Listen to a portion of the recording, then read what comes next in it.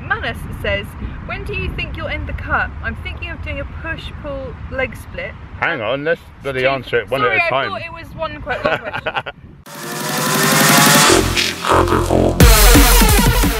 When's the cut ending? 5 days! Woo. Yeah, man. He's thinking of doing a push-pull legs split. Have you used it before?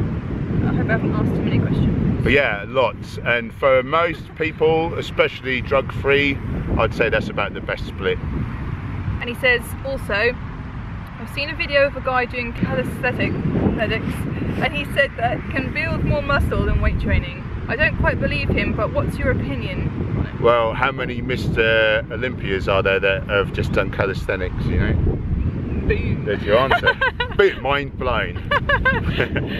Karen Corbett says, can you please explain why oil should be avoided? Yeah, now get yourself comfy because this might take a while. Okay, so it lowers your endothelial function. So like the walls of our blood vessels are smooth muscle. They need to like contract and relax. But within 2 hours of having eaten that'll be paralysed. So it's a good way to get towards sort of cardiovascular diseases. It'll be going rancid. Any omega-3 in there will be destroyed by heating. Heating oils to high temperatures creates oxygen-free radicals. When we press olives, for instance, the water that runs off has the vast majority of the nutrients in. That goes down the drain. You're left with a couple of fat-soluble vitamins like vitamin E and things like that. But really, I always say that oil is to healthful fats what sugar is to carbohydrate, you know, refined sugar. It's almost pure energy, relatively speaking, with no redeeming like qualities. It's the most calorie dense thing you can swallow. So 400 calories would coat the bottom of your stomach, whereas 400 calories of vegetables would fill your stomach right up. So it's a good way to get fat. A lot of oils are like 14 up to 20 to 1 omega-6 to 3. And then you've got 3 oils: coconut oil, palm kernel oil, and the fats in cocoa butter. They can raise your LDL the same as like naughty fats from animal products. So as a vegan you could still get heart disease if you had those. Paritosh Chowdhury says, may I ask you a question? Yes. You just did. Can you please suggest bodybuilding body movement exercises, not calisthenics or weight training? I am into body movement exercises, not calisthenics or weight training. I'm seeing the results. I want to put on more muscle mass. I don't really understand the question, I don't think. Sorry, do you get what he's saying? No, any ways of doing it without weight training or calisthenics? If you're saying you're getting results already, like, keep doing what you're doing. Hang on, I'll try and suss this out. I guess you're saying body weight exercises, and I mean, they'll only work up until a point, and then once you can't keep adding reps on, because then you're training the type 2 fibers, which just get fitter rather than like bigger. So you really need to add load. So it's a short term. Yeah, I don't see that really working in the long term, being sustainable. Good question though. Cruelty Free Gains asks, what's your favourite vegan hot dog brand? None of them, because I've never tried one. Sorry. Right. Come on. You tried to do a wee on your helmet. Oh no, You didn't. No, No. I don't think you did. Nah, don't worry, you're alright, It's cute, buddy. you can get away with anything. It's alright, we're vegan. Hot dog brand, did you say? Favourite hot dog brand? I've never had a vegan hot dog. You had Linda McCartney sausages when we first went vegan. Yeah, well they're not like Frankfurters or whatever, Oh, are they? Yeah, I do like a Linda McCartney rosemary and red onion sausage, though I've not had one in months. For gusto, people go on about, don't they? But all those sort of things typically have gluten in, which would paralyse me in the stomach. Christy Patterson is saying, as an ex-milk drinker and former whey protein guzzler, I still have it in the back of my mind that I'm not getting enough calcium in my newly vegan lifestyle. How can I ensure I meet the right calcium levels for me as a relatively active breastfeeding mum, etc.? Just find out like exactly what that is. It probably won't be too much, about 1200 milligrams I would have thought. Don't quote me because I've not looked into it lately, because I just don't worry about these things. And as long as you're eating whole foods. Where did the calcium come from in the milk? You know, it came from grass, which is a type of long thin leaf. You know, just don't put any empty calories in. Whack everything into a chronometer, www.chronometer.com, and you'll see us all in there. The countries with the most dairy consumption typically have the worst bone density, so actually like dairy seems to lead to brittleness, like sort of osteoporosis. We think possibly because it's so high in retinol, vitamin A, which you need a little of that, but too much apparently causes that problem. So would you recommend maybe watching something like What the Health or one of these documentaries where you kind of learn why it's so ingrained into us that we believe milk for calcium, blah blah blah, so you can see like the whole history of why the world's set up the way it is, why we're taught these things, the money behind it, and then to really understand where it comes from. That's probably that's a really good idea actually. Yeah, definitely. Prem Matani says, how do vegan macros work? How do you have a low carb, high protein diet to lose fat and again to build muscle? If you want to go really like high protein, low carb, you can't. It don't really work because vegan foods come with a range of all the macros. However, what I will say is we've been lied to. You know, I've just done my most successful cut ever on high carb, like lowish protein. So yeah, just honestly re-educate yourself. When we put in excess protein, our body performs gluconeogenesis. It turns the protein into carbohydrate. However, it's taxing our kidneys. So many people are getting kidney disease now. We're not designed to have like real high protein in our diets. Honestly, there's really no need. It's just misinformation from A, from the meat dairy industry, and B, from the supplements industries. You know, I used to take in 500 grams of animal protein a day. I now take in 160 to 200 grams of plant protein, and I'm doing better than ever because I'm alkaline and I've got carbohydrate to fuel me, and it's more nutrient dense. Can you apply if it fits your macros to a vegan fat loss or bulk diet? You can do, but that's just an excuse for eating shit, and like your body's never not looking. So you know, what do you want? You know, I would rather have like really good health, you know, as well as just looking a certain way. Thomas David Kelly from the YouTube channel Tofu Tommy, check him out. Hello.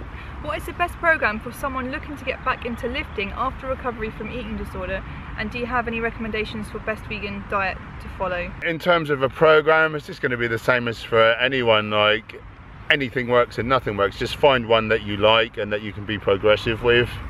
And in terms of nutrition, I really favour a higher starch, you know, just whole foods, plant-based, plenty of legumes, whole grains, veggies, a little nuts and seeds, a little fruit.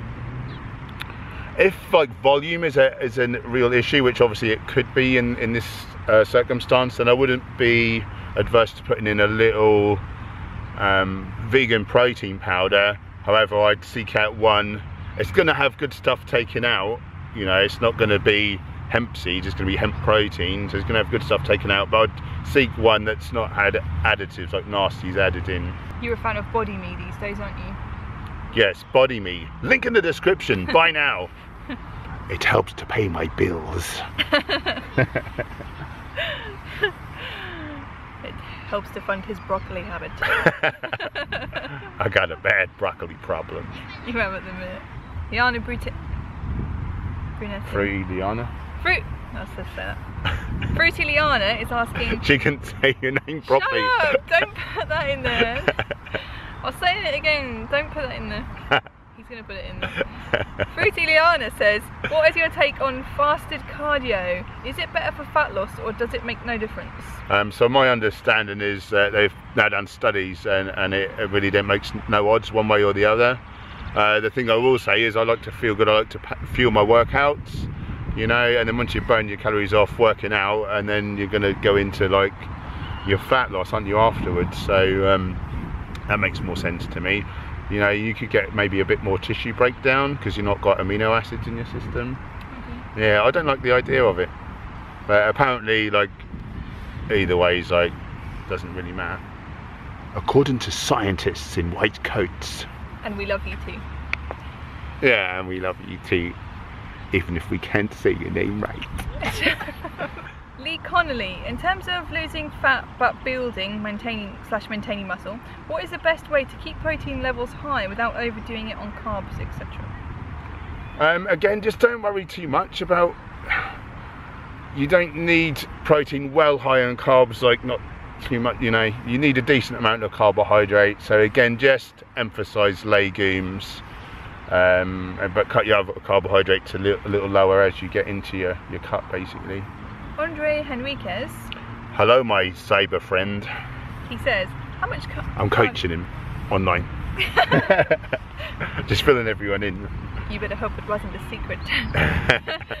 How much cardio should someone do to work out their cardiovascular system while trying to build muscle? You know, how long's a piece of string, really, but the more cardio we do, the more that's going to eat into our recovery. At some point it will hurt gains. I think if you're going to do a lot of cardio, like weight training AM while you've got your energy, and then cardio PM if you're going to do it in the same day. My preference would be, you know, on different days. And just basically, you know, find out what works for you. If your weights are going up and you're doing X amount of cardio, that's obviously fine. And then if you start to stall, obviously you have to throw more calories at it as well, but yeah, it's taxing on the system, on the central nervous system. So I don't know, in one sort of a way, like maybe is it better to specialize on something, and if you want to get fit for a while, don't worry about your weights, try to maintain that. And then, you know, if you want to grow some serious muscle, maybe just pare back the cardio for that time, you know. We're on the last question, well, the last two questions from the same person. Marissa Jones. Thanks for sticking with us. What sort of foods / supplements would you recommend for someone with a lack of energy? Just the same foods I recommend for everyone, and that is just whole plant foods. More so whole foods? You know, yeah. Some people like to think, some people like to think that there's like a magic thing you can just throw, you know, into your diet, and then all of a sudden, like, you feel amazing. Probably, like, for most people, like, especially on whole foods, plant-based, like, under eating is a serious thing. We've got a dog-a-log. You know, under eating can be a serious thing if people are used to small, like, more calorie dense meals. But in terms of energy, oftentimes like B12 can be deficient. That's quite common. Iron, not delivering enough oxygen.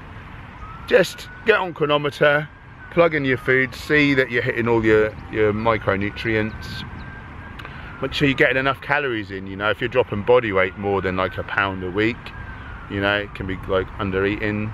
People bung in like superfoods or something, and like maybe something with like caffeine in, but you're robbing Peter to pay Paul, and you end up paying that back. Just get your general life in order. Make sure you're sleeping well, smashing the whole foods, make sure you're hitting all your macros. You wouldn't mind if it's paying Paul. What do you care? May I say something? Yes. I know it's not about me. I've had low energy a lot of times in life, and I found food and supplements, there was only like so much I could do, but getting enough sleep, cutting out stress and cutting out all stimulants was the main thing that helped me no end. That's my advice. What workouts do you recommend for losing stomach fat and losing the love handles? Okay, so you can't spot reduce, like there's nothing you can magically do and then that brings that fat down in that area. So really it's all over calorie burning, you know, being in a caloric deficit, so you know, your fat's coming in like that. And then, but another thing is, the more muscle we hold, the more calories we burn even at rest. So really, like a bit of weight training, some sort of resistance training. So a bit of resistance training, bit of cardio, make sure you're in a slight caloric deficit. Job's the good in. Have you got anything to add, ma'am? We've done it. We did it, Brian. If you've enjoyed this video, please like and subscribe. Did me. Go vegan for victory. Yes, you, there's no one else here.